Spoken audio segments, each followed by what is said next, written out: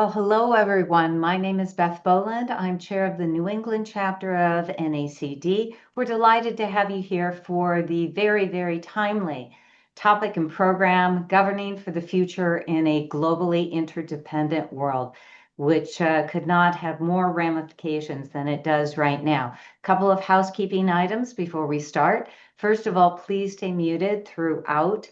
You are currently muted, so please stay that way. Second of all, do use the chat. I see people already starting to give their hellos from around the country, and we encourage you to do that to relay comments and thoughts about the speakers and their topics and the issues that they're raising and contribute to that as well, but also to lodge questions because we do monitor that and we'll be raising those questions at the end of the program. If you'd like to get credit for this session today, make sure that your name is associated with your Zoom entry so that we can get you recorded for that. Also, NACD and the NACD chapter network organizations are nonpartisan, nonprofit organizations dedicated to providing directors with the opportunity to discuss timely government oversight practices. The views of the speakers and the audience are their own and do not necessarily reflect the views of NACD. Larissa, if we could put up the slide of our sponsors. Here we are.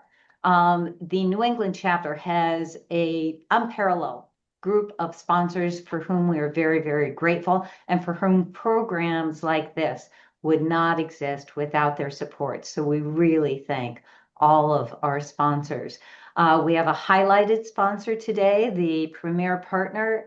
Our premier partner for today is BDO. BDO has been a long-time sponsor of the New England chapter. Amy Rochick has headed up that responsibility, and she has done just a fantastic job with us. So we really, really, really appreciate the work of Amy and BDO. Thank you so much.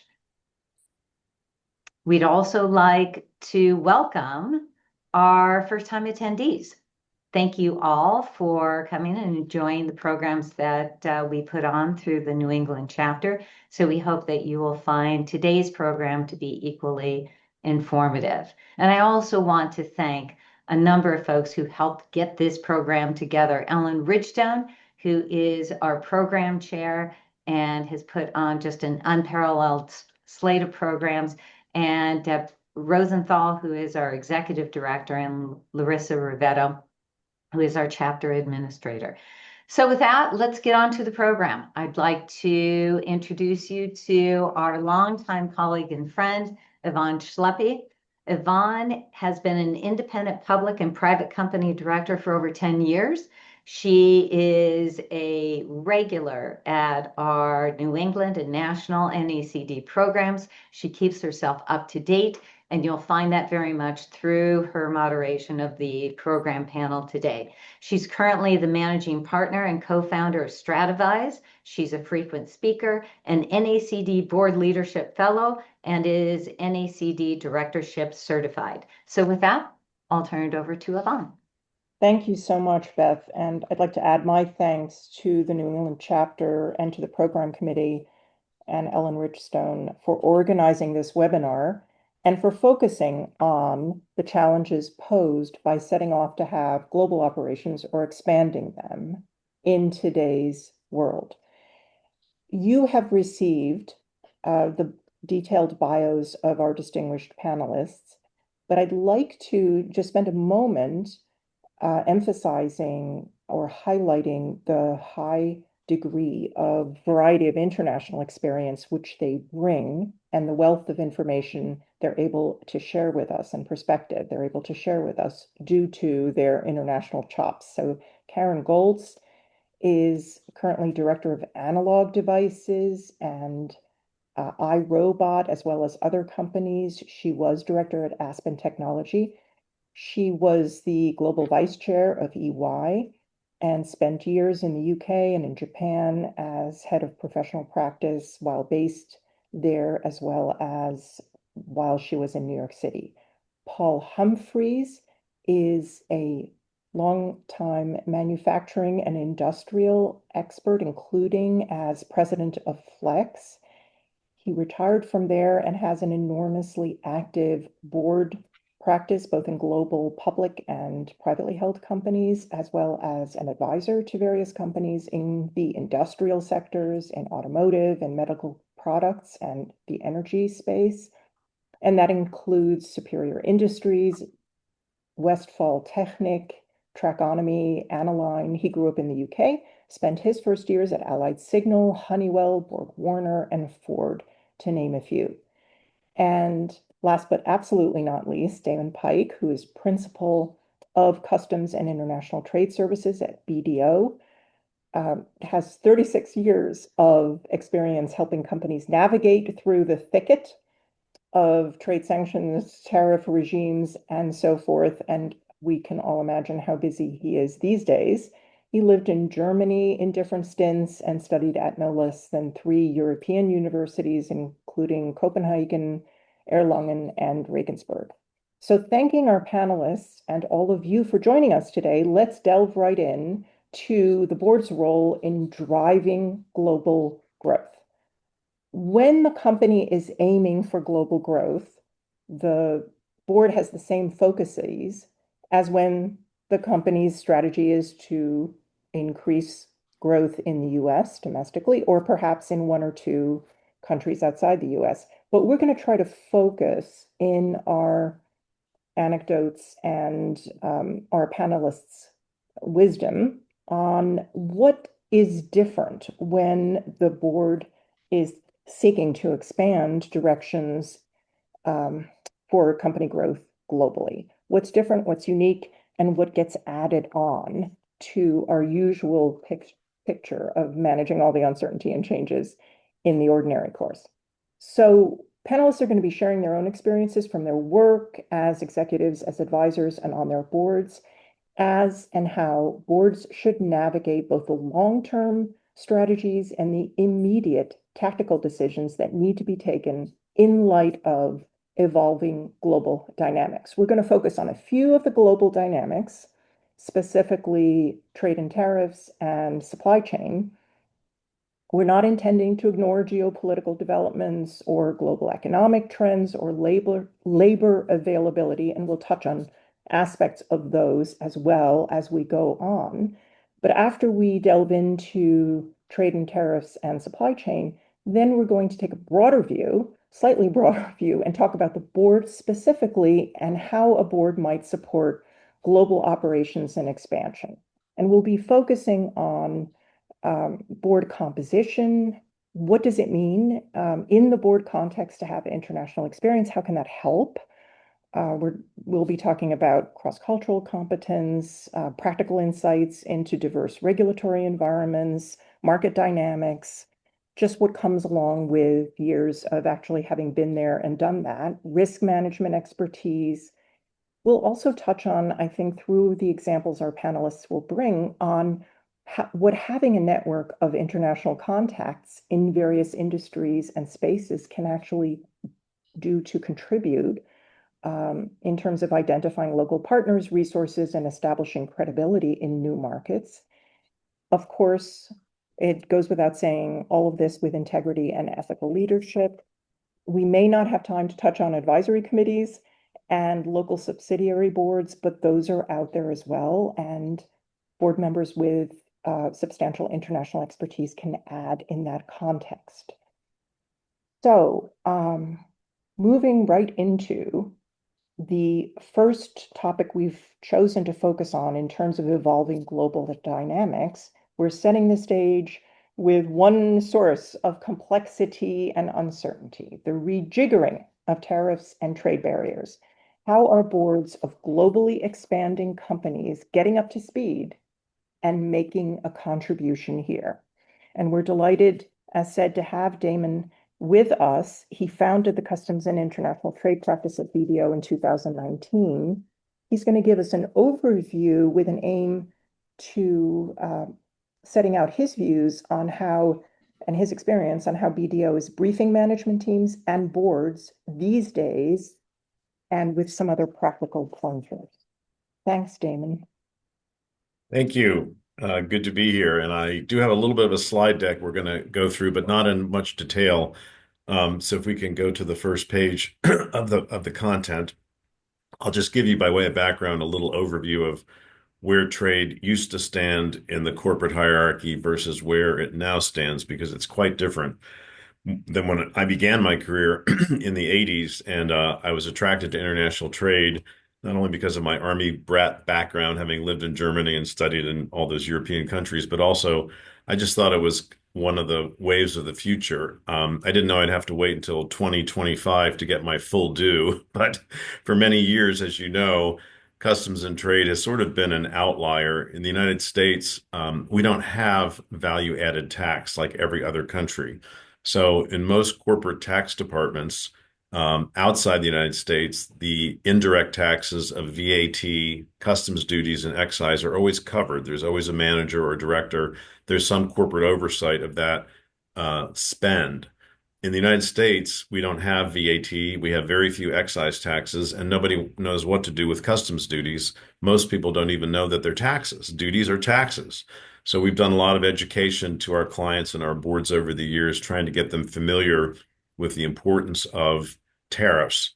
Again, over the years, tariffs were not really a material item when it came to financial audits and reporting. But that's all changed now as a result of what happened in 2025. The average duty rate prior to this year was about 2.8% on goods imported into the United States. So most people wouldn't consider that a big number. However, as you know, the America First trade policy kicked in on January 20th, and we had a bunch of tariffs that were imposed. And I'm just going to go through these briefly because I want you to get a sense of how complicated and granular this area is. This is not an area where you can fly at 30,000 feet and deal with it in any meaningful way. You really have to dive into the details and you have to understand the different statutes and how they interact with each other.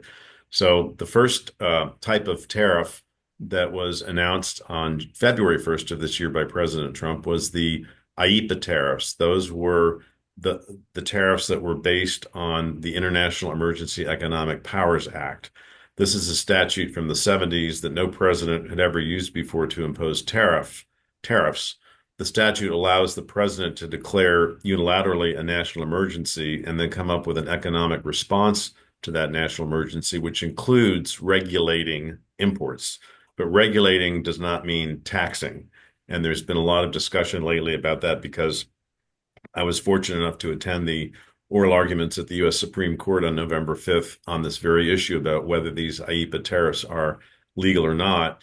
And it seemed pretty clear to me that most of the justices, including all of the conservative justices who did most of the questioning during the oral argument, were having a pretty hard time allowing uh, uh, permitting the use of these tariffs in the way that President Trump has done them, mainly because in Article 1 of the Constitution, it says that only Congress has the power to levy taxes, tariffs, and excises. That power has been given away over the years through specific delegations by Congress to the executive branch, such as the first trade remedy statute, as we call them, was the Anti-Dumping Act of 1921, where Congress said, okay, when U.S. companies or industries are being materially injured because foreign companies are selling their products at the U.S. at an unfairly low price, the Commerce Department and what was then the U.S. Tariff Commission can get together and come up with an investigation, and through the investigation, issue a final report and then impose duties if needed to equalize that price discrimination. So that's an example of how Congress gives away its authority to impose specific kinds of tariffs, which we call trade remedy tariffs. IEEPA is not a trade remedy statute, and that was the main problem that the justices were having. In fact, one of the most conservative ones, Justice Gorsuch, said, if we allow the president to impose tariffs in this manner and take that power away from Congress, when does Congress ever get the power back? And then what about the war power? Does the president get to declare war without Congress as well? So it's pretty clear that there's some problems around the IEEPA tariffs, but you have to be ready for planning. And this is where I wanted to talk. And by the way, this slide just gives you an example of some of the other reciprocal tariffs that were imposed on April 5th. We had first the fentanyl tariffs that were imposed because of the supposed national emergency of drugs coming to the United States from China, Canada, and Mexico. And then the big Liberation Day tariffs in April were called the reciprocal tariffs because we had persistent trade deficits with all these countries. So everybody now is waiting on the Supreme Court decision because there's about 200 billion, that's B like brother, 200 billion in duties that are potentially available for refunds. So now this gets to the tactical part of what companies and boards should be looking at. There's a program that's run by U.S. Customs called the Automated Commercial Environment, ACE, that allows every importer and exporter to set up a free ACE portal account and get a hold of all the transactional data, shipment by shipment, container by container, port by port of every single item that's imported into the United States. Companies need to be getting those reports now and slicing and dicing them to figure out exactly what duties they paid in IEEPA tariffs, because those are the ones that are potentially available for refunds. However, using ACE can also help you with some of the other tariffs. The next slide gives you an example of, if we can continue on with the slides. The next slide, please. Oh, more IEEPA tariffs. The next slide. And we have more. There we go. Section 232. So I mentioned earlier that there are other kinds of tariffs in the trade remedy realm. Again, IEEPA tariffs are not trade remedy tariffs. Section 232 national security tariffs are. This is where the president has imposed tariffs on countries who are producing steel and aluminum and other products that are deemed a threat to national security. The duty rate's now 50%. There's a huge issue right now with companies importing items made of steel and aluminum and also made with other products like plastic or textiles. You have to isolate the value of the steel content in the aluminum so that you're not paying the 50% duty on the entire value of the item.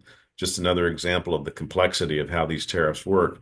So companies can also use the ACE data to figure out which products are paying the 50% Section 232 duties, et cetera, and plan for potential refunds if they are, like one of our clients recently, declaring the 100% value and paying the 50% steel on 100% of the value, and not that portion that's represented by the steel.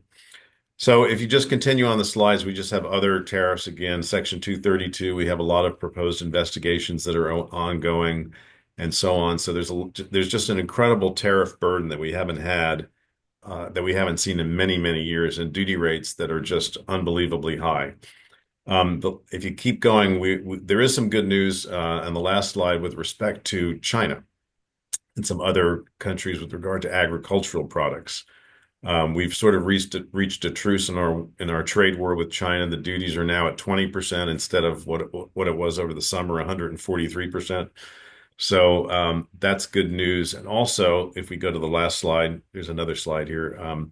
There have been new agricultural exemptions, which have been critical because the 50% on Brazilian coffee shows up at Starbucks and every other place you get your coffee. And as you know, consumers are really concerned about affordability these days. So this is a concession from the Trump administration to that commercial and economic reality.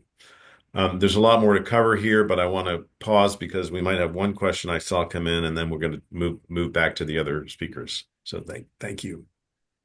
Was there a question?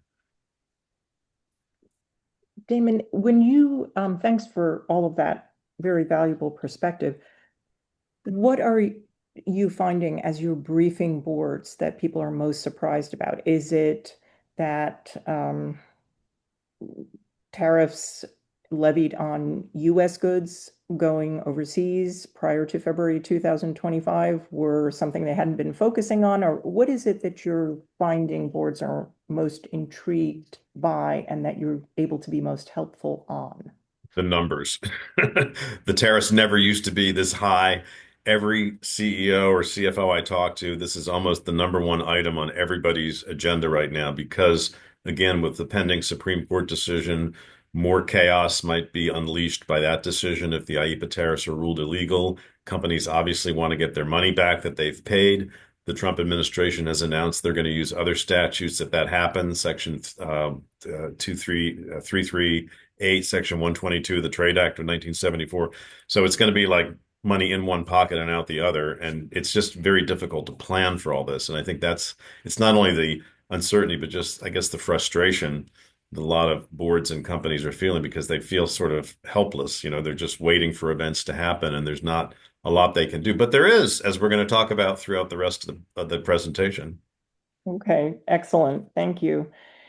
Moving on, thank you so much, Damon. Moving on to our second topic that we're delving into in this evolving global dynamic for boards of globally growing and expanding companies, and that is supply chain. If we're focusing on immediate disruptions and long-term resilience, those already sound like the key words and phrases for discussing supply chains, whether you're talking about sourcing or logistics. So for largely domestic companies, these issues came up years ago, but usually when an investment was being made overseas or if there was an M&A transaction. Nowadays, and of course during COVID, we were all looking at supply chain frequently in the board. What are you seeing in the boardroom today on supply chain? And specifically, how should a board stay current in the best way possible on supply chain issues? What should boards be discussing? Karen, do you have some thoughts on that? Yes, I do. Thank you, Yvonne, and thanks to NACD and all the New England and all the folks that are on. The first step in supply chain is to be sure the company actually knows the exact sourcing. So not just the supplier, but the supplier's suppliers. And this is very detailed work. And I think it goes to something Damon said earlier as well. You can't figure out tariff impact if you don't know exactly the ultimate sourcing of whatever you're buying. So you have to know not just tier 1 and tier 2, but to source origins. And this level of data informs a lot. And it's powerful to give the executives the ability to either redirect or consider what disruptions could take place, not just tariffs, because there are other disruptions that could affect source, like man-made disasters, natural disasters, trade and other things, just, floods and all these other kinds of things can impact. Like a month or so ago, there was a tremendous impact because of poor weather in China, in Hong Kong. And I also want to just highlight that this applies not only to physical goods or physical supplies. Companies have other supply chains. They could be the supply chain, your services supply chain. Where do those services come from? Where are their source of origin? Intellectual property, software development is also often done in many places around the world, kind of like a follow the sun kind of process. And so you need to know that. And actually just your human supply chains. Who does what where? And for the board, because this is about the board's governance around this, I think it's really important that the board asks some tough questions about this and asks for some deep dives into these various supply chains that companies have, because some of them you almost don't even think about, right, necessarily, but they're there. And I'm going to share a live example with you, an actual example. So it's really important. If you don't have that detail, the company can't figure out how they might be impacted and what can be done to mitigate it, more importantly. So the supply chain and semiconductor space is a very hotly discussed matter. As everybody knows, one of the largest semiconductor companies in the world, Taiwan Semiconductor Manufacturing Company, they're one of the largest and most successful. They producing integrated circuits, but also they're a global foundry. And many semiconductor companies around the world use them or other foundries. In fact, there are many semiconductor companies that have no fabs of their own. They don't have any domestic or any manufacturing plants. They source everything to a foundry. And of course, this part of the world is a hotly contested region, Taiwan, the China Straits. And so I just want to share an example, and this is all public information. As publicly disclosed, Analog Devices has long believed in a hybrid supply model. It has its own fabs, both domestically here in the United States, but also in other parts of the world, in Ireland, and a back-end test in the Philippines. But it also has had a long relationship with TSMC and other foundries. That's the hybrid part. We have some of our own, and then we can use other external providers. And as tensions began to increase surrounding Taiwan and that region of the world, this is a number of years ago, Analog embarked on a plan of further supply chain resilience? How could they make even more resilient its supply chain?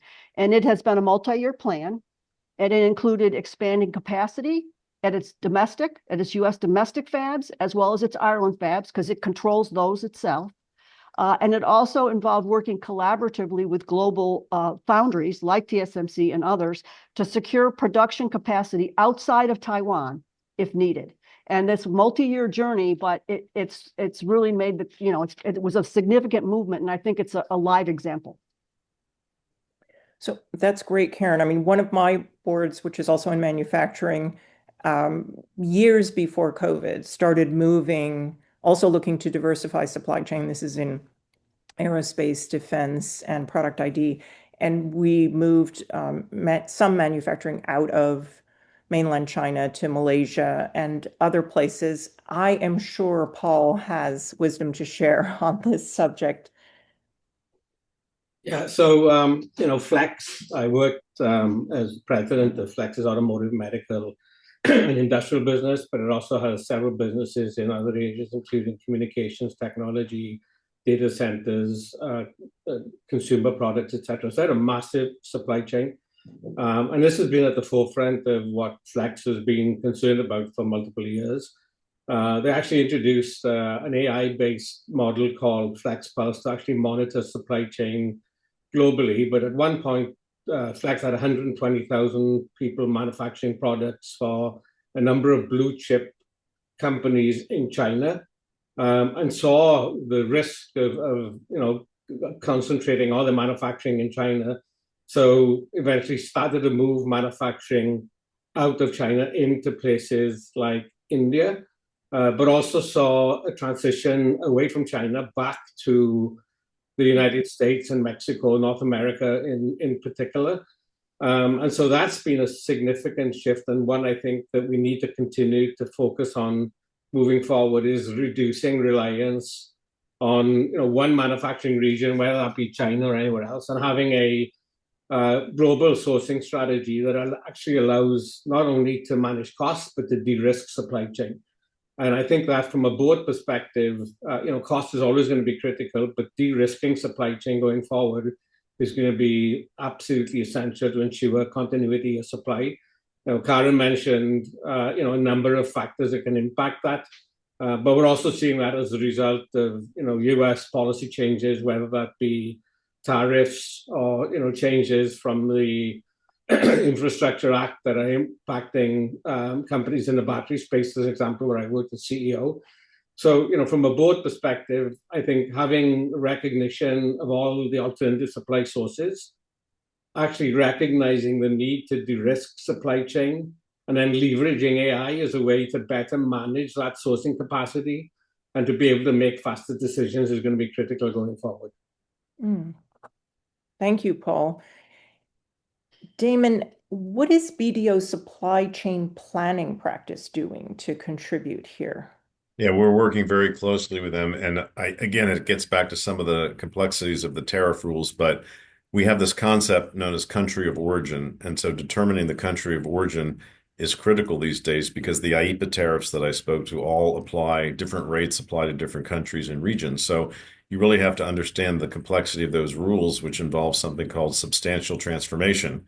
It's not something that's on the tip of everyone's tongues in the boardroom, but maybe it should be going forward because it's incredibly important to understand that. Basically, wherever the last country of processing is, that is not necessarily the country of origin unless the starting materials in that last place of processing undergo a change in name, character, and use such that a new and different article of commerce results. Only then is that last country of processing the country of origin. As an example, back in the Trump's first term, he imposed the China tariffs, the Section 301 China tariffs, and everybody didn't want to pay the 25% tariff, so they started moving their factories out of China to Vietnam and Mexico and all these other places. However, most of the inputs were still from China, and they didn't do their homework, and they didn't realize that moving a factory to Mexico doesn't necessarily mean that Mexico is the country of origin. And sure enough, many, many companies got burned because that processing in Mexico did not affect a substantial transformation. And it's also important to remember the exposure here. U.S. Customs and Border Protection is the largest law enforcement agency in the United States. They just released their annual report of enforcement activities from last fiscal year, October 1st through September 30th of this year. Enforcement is up over 4,500%. So this is an area ripe for customs to zero in on unsuspecting global traders who haven't done their homework. So it's a big liability and risk for boards to be aware of. You've got to get this all buttoned up. And on top of that, we've still got the Uyghur Forced Labor Prevention Act, which goes to Karen's point. You've got to know the raw material input from every single supplier, their suppliers. And if it comes from the Xinjiang region of China, watch out, because anything made with one molecule of product from Xinjiang is going to be denied entry into the United States. Thank you. Thank you. Those are great warnings for us. We've been focusing on two examples of specific current sources of uncertainty. Again, tariffs and trade restrictions and issues, and on supply chain. But let's broaden out now a bit and talk about how reaching for a global footprint or expanding globally invariably demands a stretch, both from the CEO and the senior management team and the board. And focusing first on senior management, I remember, okay, this dates me, but I remember when I was at Johnson Controls in Europe, and we were moving concretely and swiftly to global supply chain and global customer run business units. And this was at the time a Fortune 70 company, New York Stock Exchange listed. So the logistics teams were all set. They'd been working on setting up these JIT or just-in-time plants all over the world. They knew exactly what they were doing, obviously had to retool for each new country or region, but whether it took 6 months or 9 months or whatever, they had their kind of, we're setting up in a new place kit. But the general managers who were being asked, let's say in the automotive division, to all of a sudden move from being a general manager for Mercedes in Germany to being a general manager for Johnson Controls Automotive for all of Mercedes globally, and all of a sudden had plants in China and Spain and maybe Mexico, or one getting started at that point, and a few in Latin America. They were like, oh gosh, overnight they had global roles. There was quite a bit of can-do attitude in the culture, but there wasn't a lot that I noticed that had been done to sort of help these folks. What are you seeing these days as this accommodation or anticipation for stretching for global growth? What are you seeing for senior management on your boards or from the board perspective? May I start with Karen? Yeah, thank you. So I'm going to actually do a little bit of a back to the future. But it's a really strong example of resilience and forward thinking from what at the time was a very young company, Analog Devices. So it's another analog example. This again is all public. Analog today is an extremely global enterprise with operations in the US and really all over the world. It's 62 years old this year, 62nd birthday, and having been founded in 1965 by an engineer out of MIT, Ray Stata. But it began its first serious consideration of global expansion in 1972. So it was only 7 years old. The company's only 7 years old at the time. And it began exploring or considering Western Ireland as a potential location for some core operations, including building a fab. Now, this is long before the Celtic Tiger and really long before Ireland, especially Western Ireland, was well developed with infrastructure and top engineering talent. And so Analog opened its Limerick plant in 1977, its fab, because it takes a while to build a fab. But it didn't just open a fab in Limerick and say, if we build it, everything will be fine. It realized this notion of talent and infrastructure needs. And it worked closely with what was then the National Institute for Higher Education in Limerick. It is now the University of Limerick. And ADI partnered with them and helped develop an electrical and analog engineering curriculum. And as a result of that move, nearly 50 years ago, ADI has an outstanding, highly skilled workforce in Western Ireland and fabs from which it can ship all over the world. And over the years, Analog has continued to invest in this region because it has been it has delivered a lot of long-term value for the company. It's recent years, it's cited its European Customer Success Center there, which is right next to the fab. And that means that Analog's engineers can work with customers' engineers in the Customer Success Center on some of the customers' toughest engineering challenges and problems. And I think investing early with the National Institute of Higher Education created a win-win for Analog Devices, for Western Ireland, for the workforce and the community. Over the years, they have continuously provided internships for the students at what is now University of Limerick, and they continue to provide internships for students there. And a number of Analog's most senior executives interned in the Limerick fab when they were students, and that includes Analog's chair and CEO, Vince Roach. He interned at Analog when he was a student.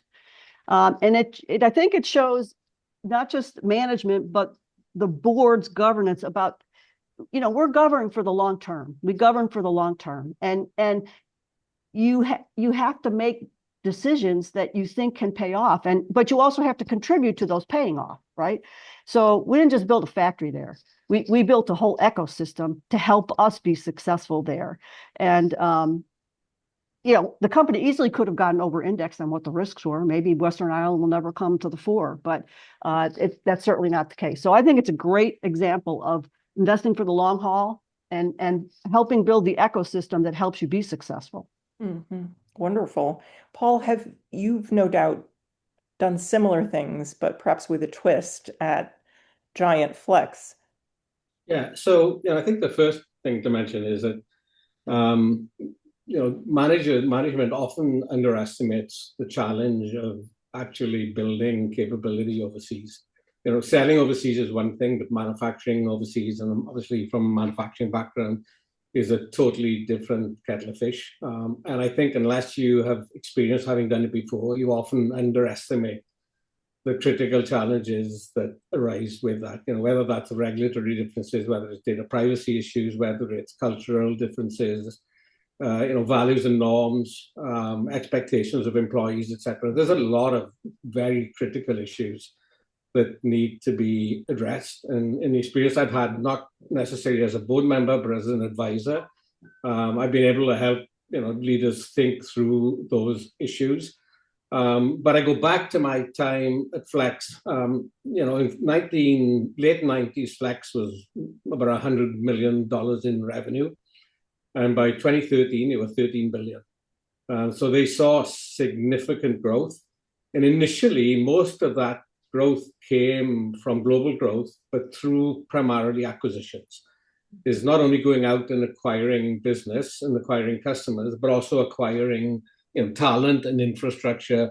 And not that doesn't have its own challenges, but that overcame a lot of the challenges you have from basically trying to do a startup from scratch at the beginning.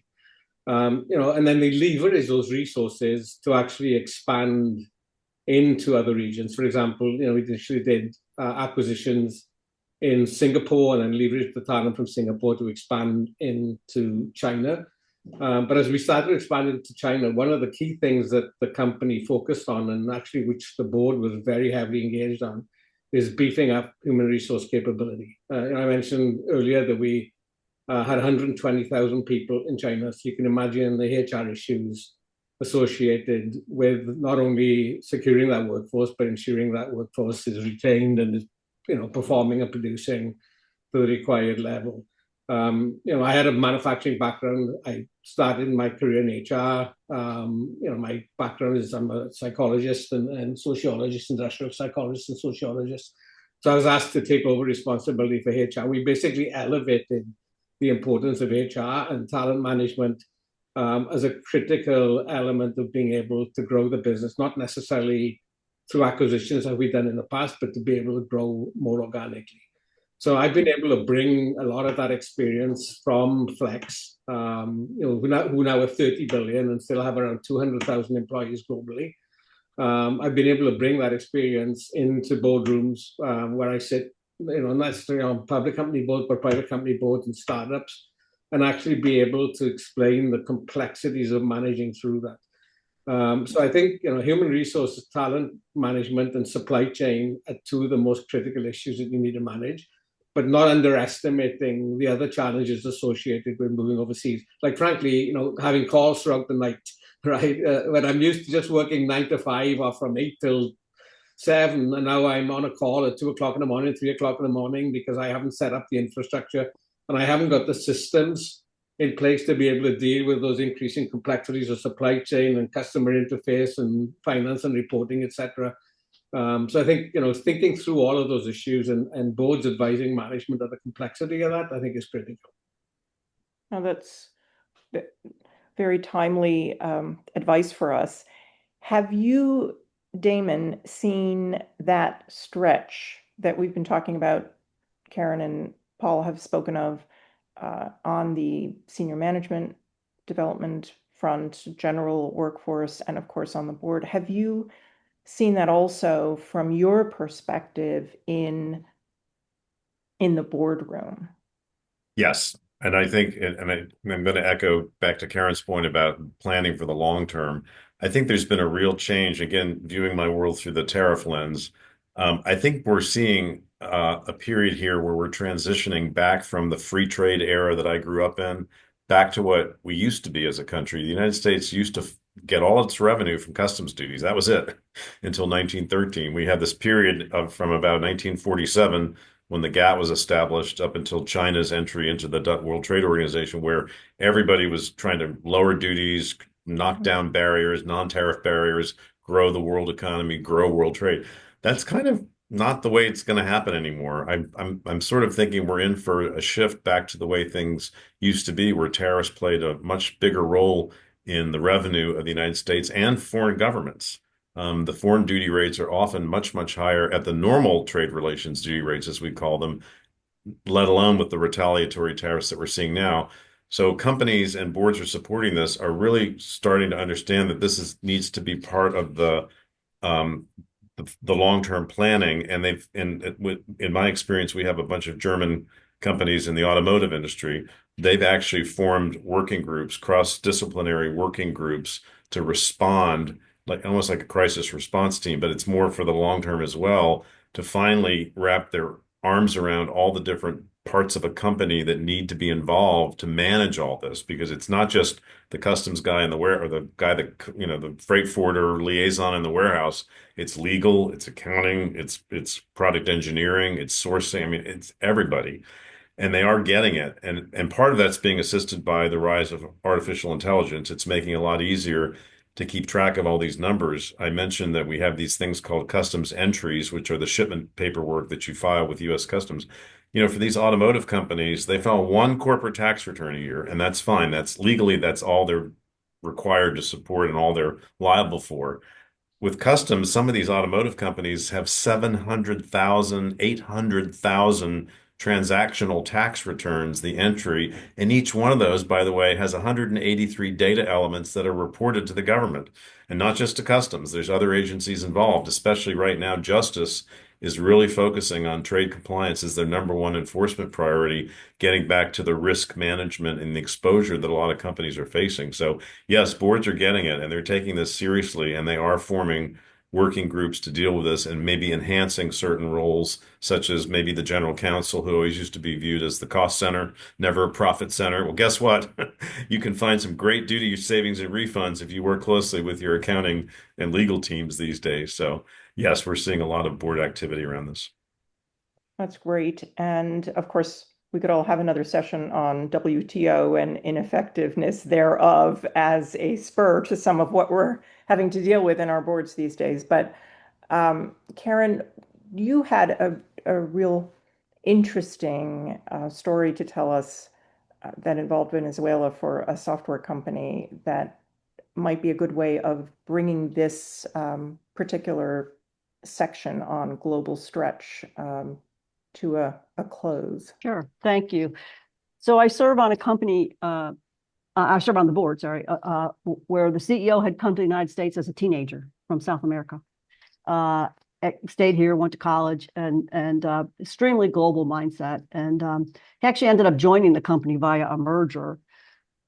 But prior to being CEO, he had done international stints in Asia, Russia, and all kinds of other locations, expanding the company's operations in new regions of the world and landing new customers. He was very specific that we needed to expand beyond just the United States. And he had actually opened the office in Russia years ago and hired most of the people that were there. And so this is kind of where, with the things that have gone on in the world, with the Russia-Ukraine matter and the conflict with Gaza and Israel, these are inflection points, right, in a company where you have to take actions that might not in your heart be the ones you want to take, because these are they've been loyal employees, and suddenly sanctions have narrowed any prospect of growth or opportunity, even renewals in the country, in Russia. And another example was, and of course, these were conversations that the board, and management had about, well, what, first of all, what's the law? What do we have to do? What's the right thing to do? What's the morally right thing to do? And we certainly did try wherever we could, if there were employees that were able and willing to relocate, to see if they would do so, and we supported that. But also, for example, with the Israeli-Gaza conflict, as many of you know, Israel calls up many reservists. Many of the employees in Israel are in the reserves, and they called many up during the conflict. So there were large gaps in the workforce. This is another example of sort of the human supply chain. Suddenly you have, I don't remember what the percentage was, but it was not an inconsequential percentage of the team in Israel that was now fighting in the war. And so you have to figure out, well, where can this work go? And so it was just, to me, it was just, events beyond the company's control or the company's ability to forecast. But in the moment, the board has to govern, and management has to manage. So, you got to look at all those forces that affect the decisions that you're going to make, even though they're super hard. I think. Well, thank you for those vivid examples, Karen. I was just going to mention, Yvonne, Flex actually transitioned into Ukraine probably 15 years ago, and has been producing in Ukraine, in Western Ukraine, in Mukachevo and Beregovo for the last 15 years. And initially you had the issue with Crimea, and then Russia and Ukraine. And this is after, subsequent to me leaving Flex. They're obviously concerned about the potential impact on the business, but it's a long way from Kiev and a long way from eastern Ukraine. But literally a couple of months ago, a missile hit the factory. They had 600 employees working there. Luckily, we were able to evacuate 600 employees in 7 minutes, and so there were very few injuries. But now from a supply chain standpoint, you have a factory that was producing for blue chip manufacturers in Europe, and now you have supply chain challenges. And as Karen mentioned, both from a management standpoint and from a board standpoint, could you have ever predicted that? Could you have actually managed for that? And what do you do about addressing that issue going forward? And so there are events that occur like that is very difficult to manage for, but you need to start thinking through scenario planning of what ifs, which I think we probably don't do as much as we should, and I would encourage boards to do a lot of. Very excellent example, very timely on how we should be thinking proactively and working, as you said, Paul, to manage risk and think around corners as much as we can. Another aspect of thinking a bit more broadly about the board's role in global expansion and oversight in that context is, of course, board governance and effectiveness, and being ready to dynamically reassess things as a board. And moving into the first of those topic areas, getting the board's composition right for setting a global expansion strategy and being effective. It's interesting to note that PwC did in their board effectiveness survey last fall, which they published this year. They surveyed the C-suite, some 500 executives, and published this with the conference board. And it's interesting to note in the context of today's topics that no less than 48% of C-suite executives surveyed wanted international expertise added to their boards in the next 12 months. And why did they say they wanted that, according to this PwC conference board report? In order to address today's business challenges. So my question to our panelists is, have you seen the increased need for international expertise on one or more of your boards? Has NomGov, Nominating and Governance, identified some other skill sets? Because there's certainly always lots of other needs that drive and that may be pressing for the next new board member.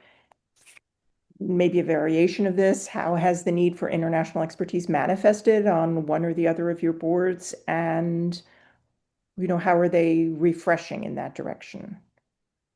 Paul, I think you had an experience or have an experience with Superior that you shared with us in the preparatory session, which was interesting. So, first of all, I'll mention, Flex has always had an international board, very dominant in Asia, so had representation from Asia on the board for many, many years. But I was working with Superior Industries, who's a wheel manufacturer that all their manufacturing was based in the US, and recognized the need to transition to Mexico. This is going back several years, but had very little experience in Mexico. So the first thing they did was actually hire a gentleman who was a Mexican national, had worked actually for the Commerce Department of the government, but also was working as a country expert for Foxconn, who were world's largest manufacturer, and brought him on the board, and he was able to provide significant guidance to the board and to management on the challenges of basically expanding into Mexico.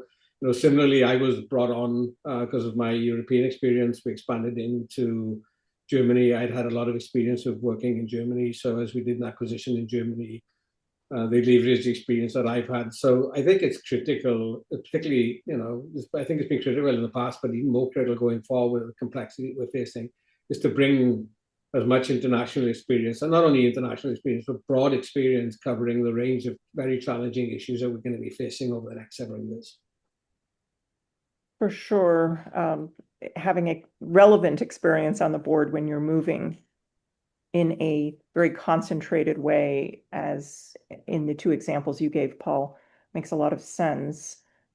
Karen, you've seen this in play as well. Yeah, I have. On one board, I definitely see the desire for increased global executives, people who can operate across, a variety of jurisdictions. On one board, a former McKinsey partner joined the board who happens to be a EU national and lives in Singapore. And so obviously also of course being a former McKinsey partner, strategy, so this is an example of somebody needs to check several boxes when you're going through the NomGov process. And also in another circumstance, company was interested in exploring India a little bit more. We ended up bringing on board, or the company ended up bringing on the board, an Indian national who also had very, very deep technology experience in things like artificial intelligence and things like quantum and things like that. So the NomGov committee has a tough job because there's a range of skills. And so you have to tick, 3, 4, 5 boxes if you can. But all of them have been, excellent contributors and really helped each of those boards think about challenges and what's happening and, so very productive. Yeah, no, thank you. I mean, it's just varies from board to board and from company to company so much.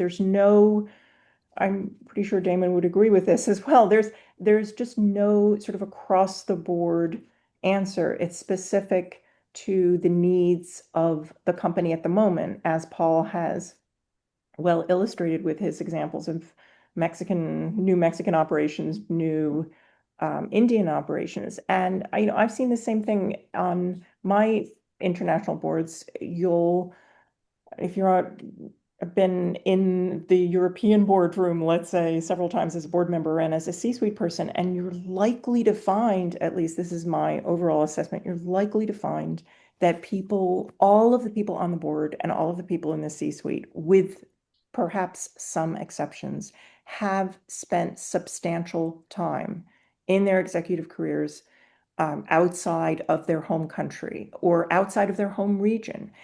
And it's still not quite as likely that you're going to find American executives who have spent substantial time outside. And at some point, such as in a period we're in right now, that begins to tell. I mean, it doesn't always, and people are super intelligent and can adjust, but at some point it matters that you've just never thought about trade ever at all. And now all of a sudden, your board is being asked to set aside resources for managing a new situation.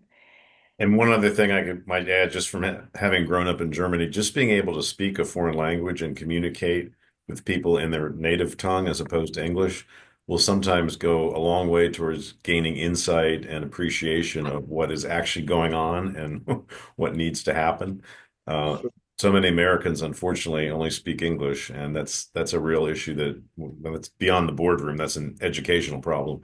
But I just would encourage everyone to learn a foreign language if you haven't tried. It can be Yeah, fun. I think Damon, that's a super point too. I found sometimes just being not only having a foreign language and giving the translators a choice from what base language do they need to translate to when everyone around the table really is dealing in another language or needing to.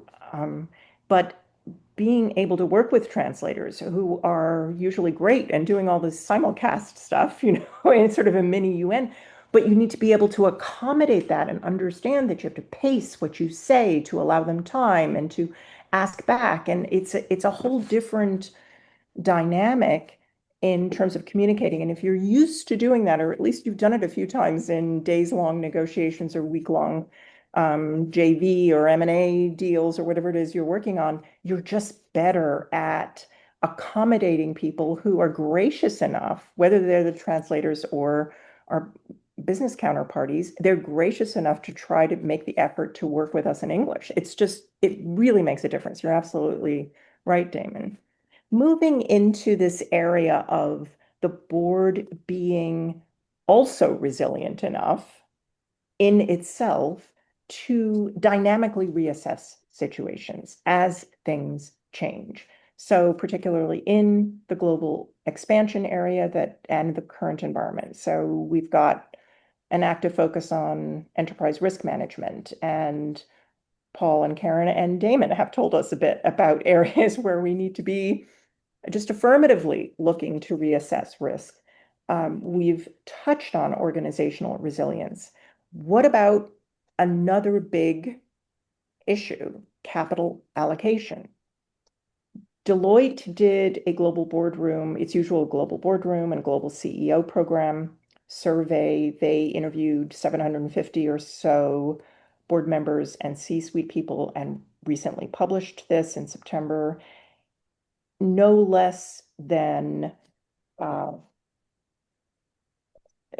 they sort of led off by saying that companies who have set the strategy of global growth are asking boards to navigate uncertainty that's become the new norm.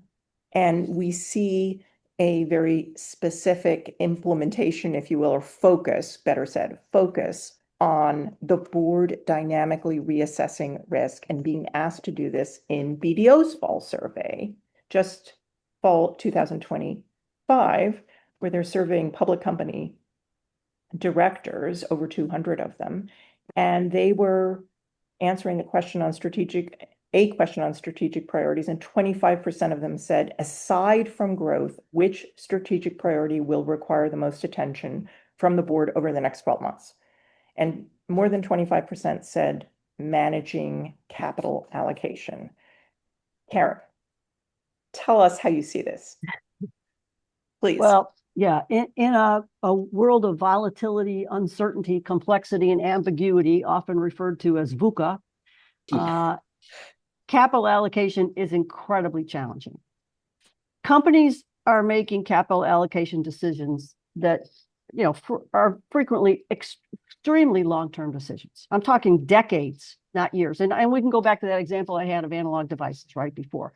50 years ago, they made a decision to invest where they invested, and Paul's companies as well. So, things like where to put a new plant or a facility, or where to establish a new engineering talent hub, or where to invest a new global shared center of excellence, or where to invest even in new technologies. And, the way I think about it as a board member, and the way we talk about it on my boards, uncertainty and unpredictability, they're the enemies of capital allocation. It's just like changing tax laws or regulations. The enemies of capital allocation. If you have so much, if it's too unpredictable or too uncertain, people say, well, we'll just have to wait a little while. We won't make a big bold move yet.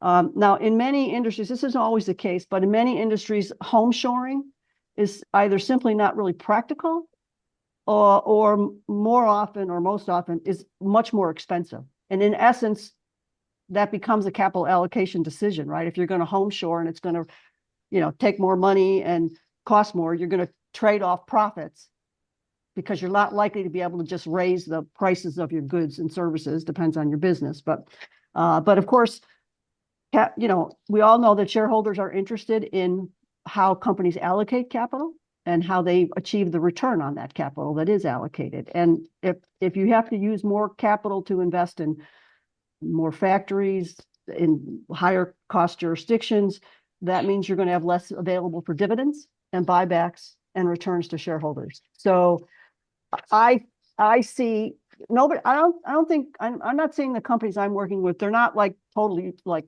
fearful or stuck in concrete, not making a move, but they're trying to get a lot of data points, right? To try to figure out what do we, and this includes talking to people like Eurasia Group, or, that sort of talk about the world.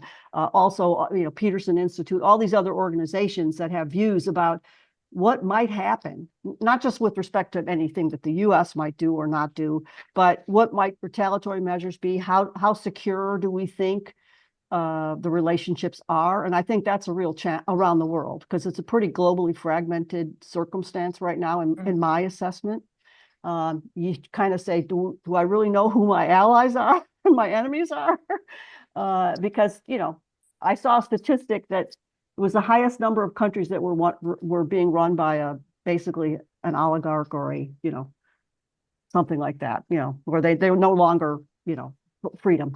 So, but I do think companies are holding off as long as they can to see if they can get any more clarity or any more predictability. No, thank you for that. And on this subject of dynamic risk assessment, reassessing where capital should be allocated, Paul, are you seeing some holding off? Are you seeing companies that have the flexibility saying, okay, well, we'll reshore a piece to reduce risk? Yes, it may be more costly, but it might, in certain circumstances, reduce our supply chain risk or other risk? Or what are you seeing, Paul? What I'm seeing probably more than anything is looking at an alternative to spending capital on plant and equipment and actually outsourcing.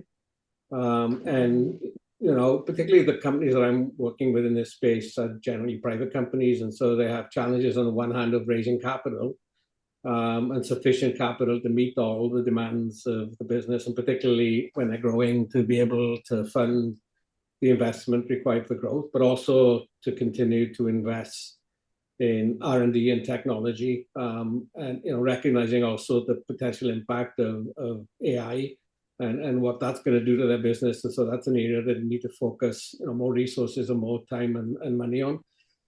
So I'm seeing less an indecision about whether we should invest, but how do we invest? Do we actually outsource manufacturing, particularly if it's non-core to the business? And my advice, having come out of the outsourcing industry and seen Flex grow from 6 billion to 30 billion in that role, and also I have relationships with Jabil and Foxconn. I see that as a very good alternative sometimes, depending on the complexity of the product and IP, etc. Is to actually look at alternatives to investing capital yourself. The board I'm on with Superior, and Ellen Richards also on that board. That's one of the challenges that they've had. Liquidity always becomes an issue, and if you're looking to expand, how do you make sure that you make the right decisions, whether it's through investment in capital or acquisitions? And that is a real challenge that Superior faced and other companies face. So I think it's becoming more challenging. But I think in looking at alternatives to having spending the money yourself and looking at an outsourcing strategy as an alternative. And one irony of the America First trade policy that I mentioned earlier, the whole point of this new trade policy is for companies to bring manufacturing back to the United States with all the investments that entails. But again, most of the tariffs, they're done country by country, these IEEPA tariffs. A lot of the equipment that's needed to run these new factories in the United States is imported.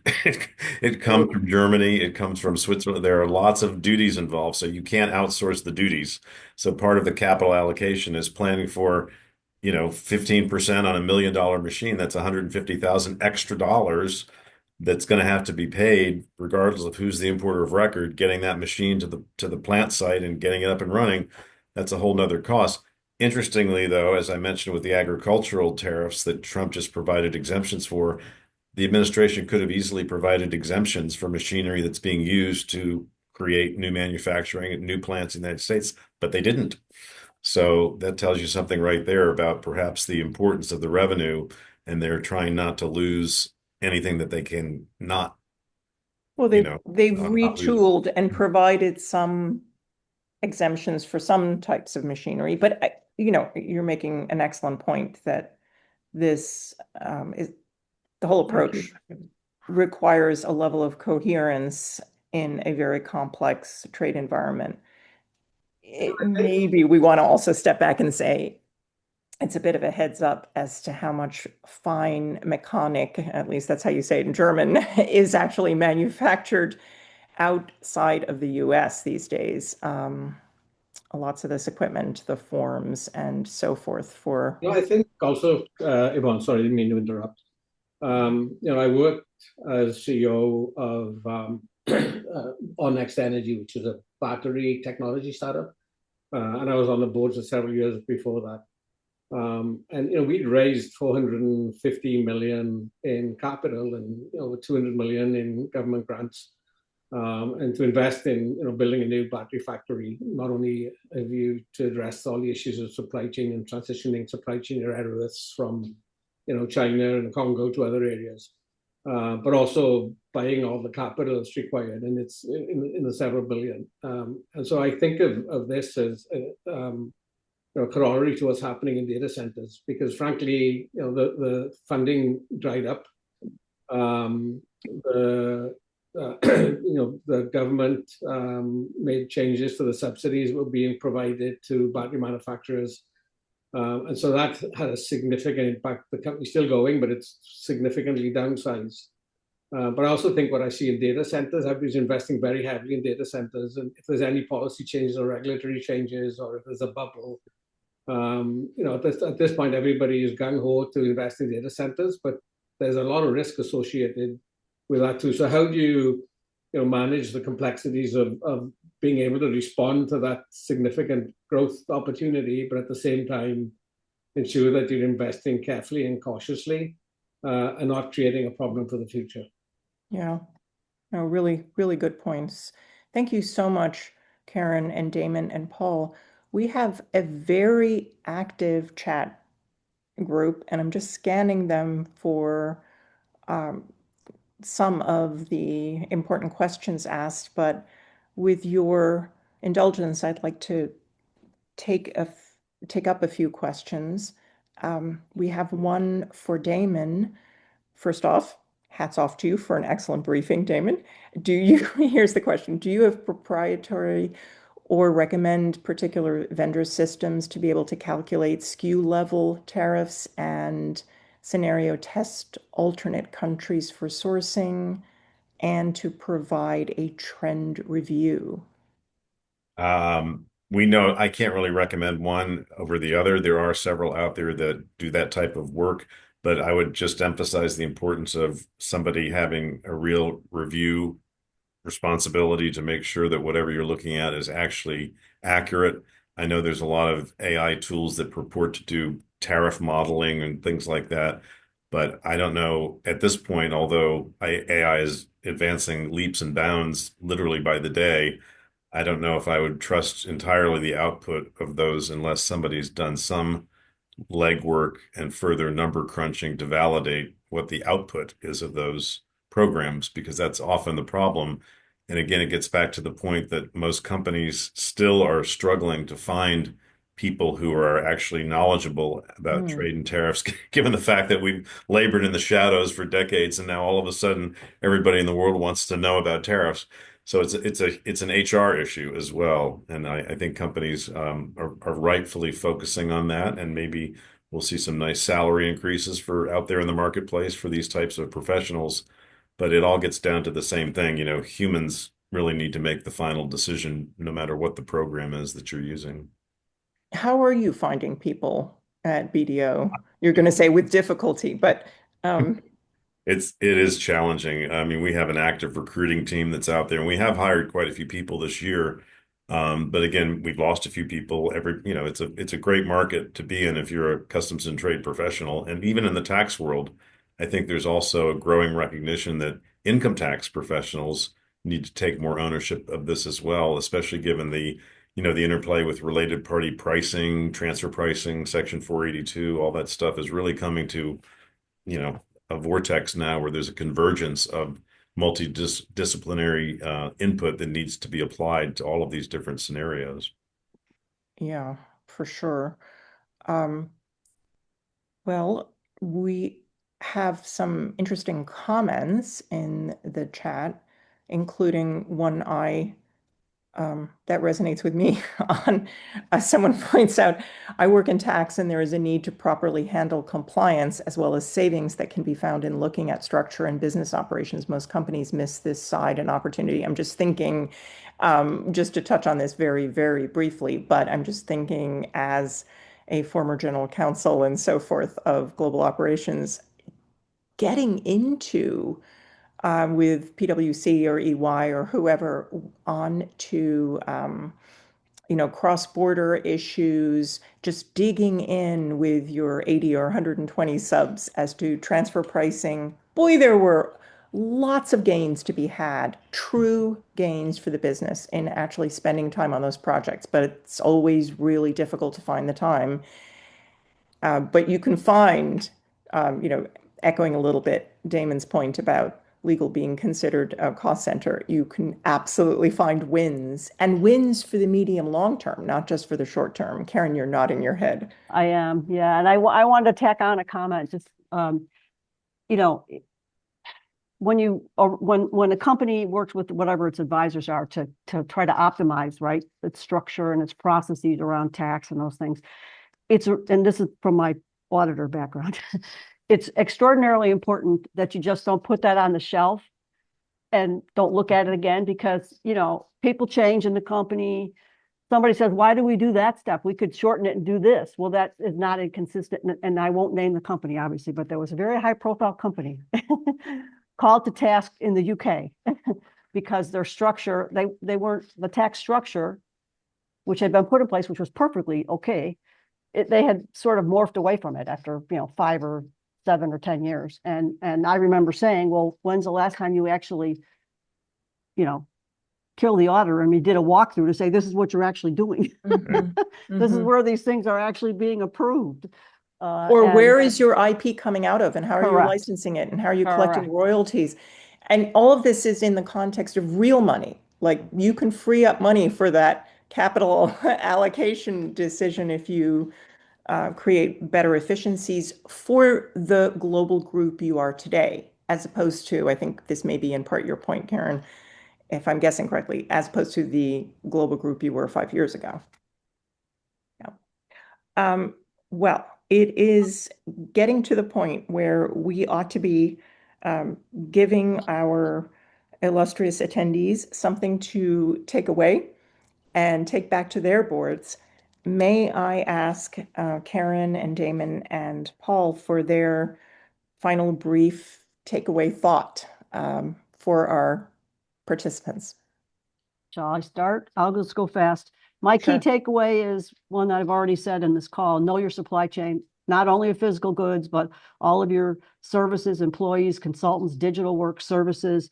As a board member, ask questions and ask for a deep dive, and you'll have to do multiple of them because you have multiple supply chains. It poses not only opportunities, but risks, and there's every good reason for the board to want more information on these areas, particularly in our current environment with, so much uncertainty. And to understand management's plans to mitigate risks in the supply chain. What are they doing to mitigate? And in the current world, being well informed and prepared provides the best chance of capitalizing on opportunities, but also limiting the damage of risks. Excellent. Damon, would you care to go next? Yeah, I would actually ask boards to make it a requirement that all tax departments take ownership of customs duties. I mean, it's amazing in any corporate organization in the United States, customs is still like the unwanted stepchild. There's got to be tighter controls around the whole issue of duty payments, duty exposure, duty compliance, because they're indirect taxes. Outside the United States, we don't have this problem, like I said, because VAT, customs duties, and excise are always chaired by somebody in the or owned by somebody in the corporate tax department. We've got to get some more structure around this in the United States, especially because my other thought that I'm going to leave you with is that I think more and more customs duties are coming. Like I said, this era of free trade that I grew up in, I think is gone. And I don't think the WTO is going to be able to reform itself in such a way to manage these global challenges going forward. So the WTO is going to be sort of like a dinosaur, I'm afraid.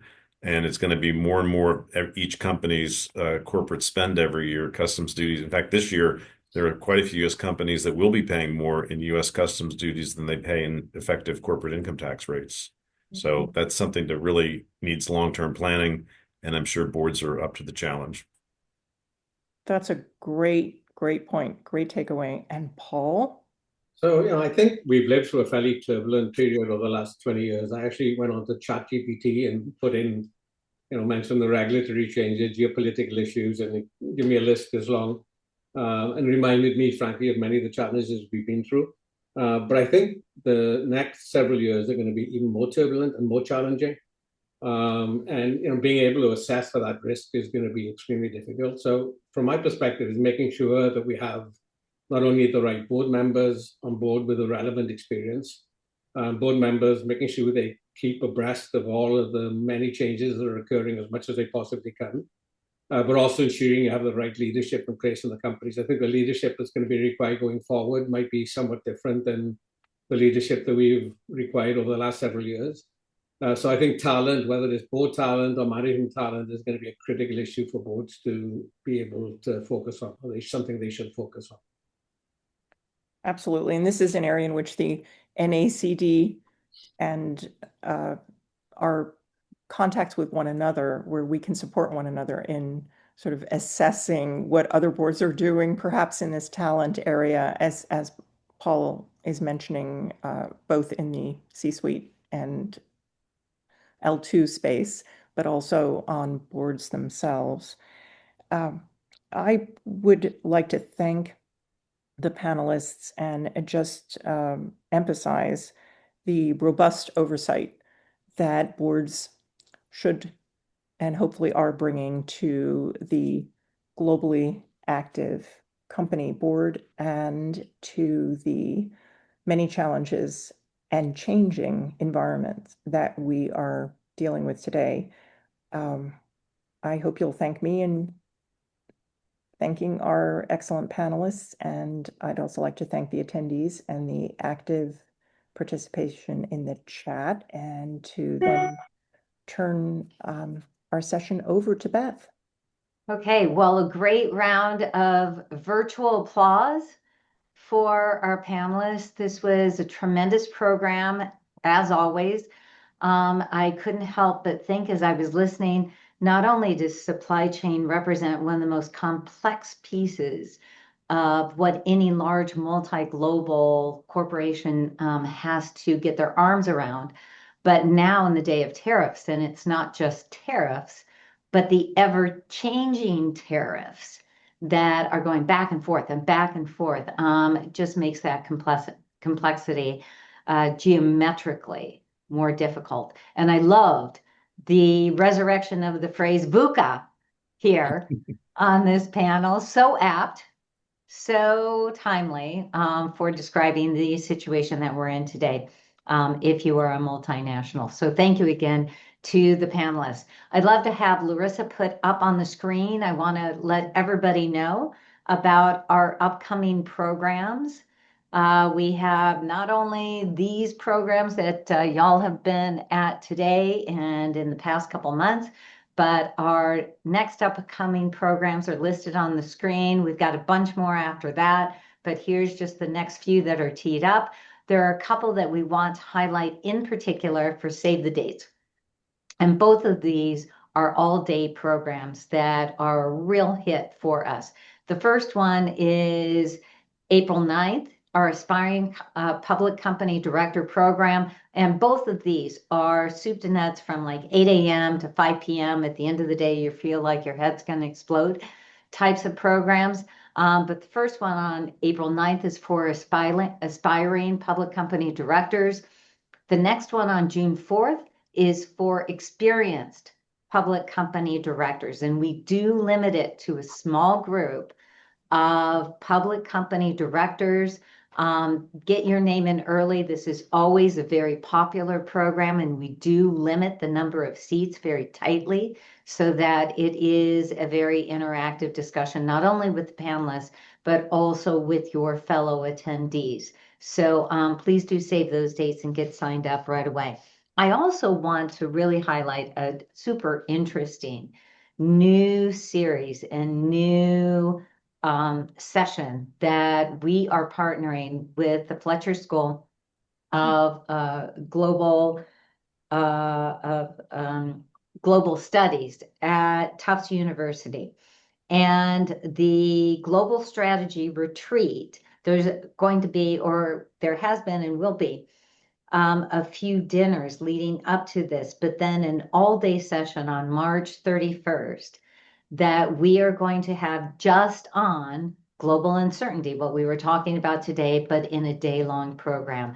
So that's going to be of particular interest, I think, to this crowd, and with such a highly esteemed partner as the Fletcher School. So we were really excited about that. So with that, I let you all go. You will get there we are, the QR code for your post-event survey. It's also in the chat. You will also get an email from it, seeking your survey responses. You cannot escape the various different ways in which we will seek that input from you. We do listen to your comments. They do help us fashion our upcoming programs, and it's why our programs are the quality that they are. So please do fill out those surveys, and we really appreciate your attendance today and also filling out those surveys. Thank you all to our panelists. Once again, thank you to Yvonne and our sponsors and our attendees. Thank you.